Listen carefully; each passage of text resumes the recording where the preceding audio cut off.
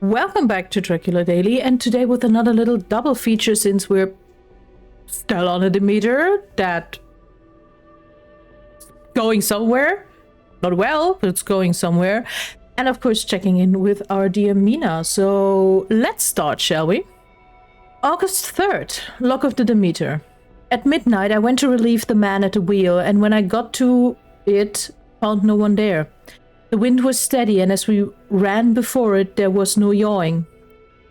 I dared not to leave it, so I shouted for the mate. After a few seconds, he rushed up on deck in his flannels. He looked wild-eyed and haggard, and I greatly fear his reason has given way.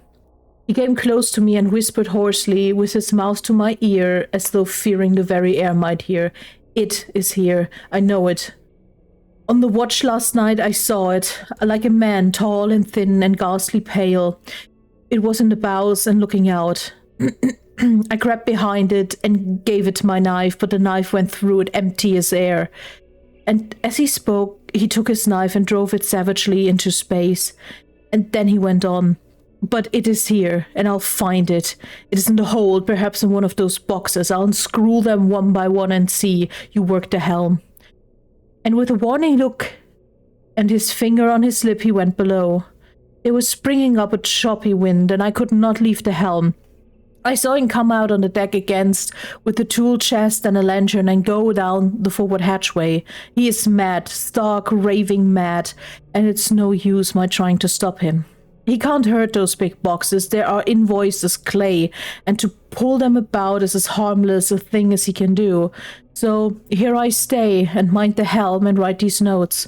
I can only trust in God and wait till the fog clears. Then, if I can't steer in any harbor with the wind that is, I shall cut down the sails and lay by and signal for help.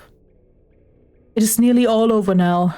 Just as I was beginning to hope that the mate would come out calmer, for I heard him knocking away at something in the hold, and work is good for him, there came up the hatchway a sudden startled scream which made my blood run cold. And up on the deck he came as if shot from a gun, a raging madman with his eyes rolling and his face convulsed with fear. Save me, he cried, and then looked around on the blanket of fog. His horror turned to despair, and in a steady voice he said, "You had better come to, Captain, before it was too late. He is here. I know the secret now. The sea will save me from him, and it is all that is left." Before I could say a word or move forward to seize him, he sprang on the bulwark and deliberately threw himself into the sea. I suppose I know the secret now, too. It was this madman who had got rid of the men one by one and now has followed them himself. God help me. How am I to account for all these horrors when I get to port? When I get to port, will that ever be?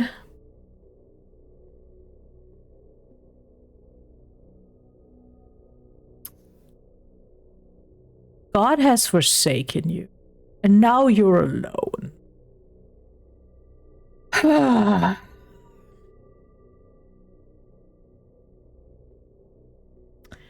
have nothing to add, because I completely understand the first mate's actions in this case, completely.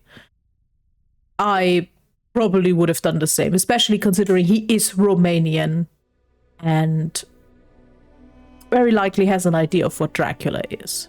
But we still have Mina, so let's continue. Mina Murray's journal. Another week gone and no news from Jonathan, not even to Mr. Hawkins, from whom I have heard. Oh, I do hope he is not ill. He surely would have written. I look at the last letter of his, but somehow it does not satisfy me. It does not read like him, and yet it is in his writing. There's no mistake of that. Lucy has not walked much in her sleep the last week, but there's an odd concentration about her which I do not understand. Even in her sleep she seems to be watching me. She tries the door and finding it locked, goes about the room searching for the key. What interesting coincidences, but yeah, where the hell is Jonathan?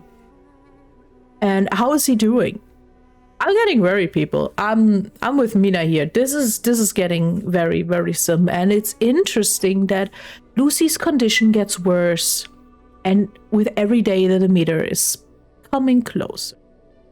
But that is all for today, and I will see you next time. Until then.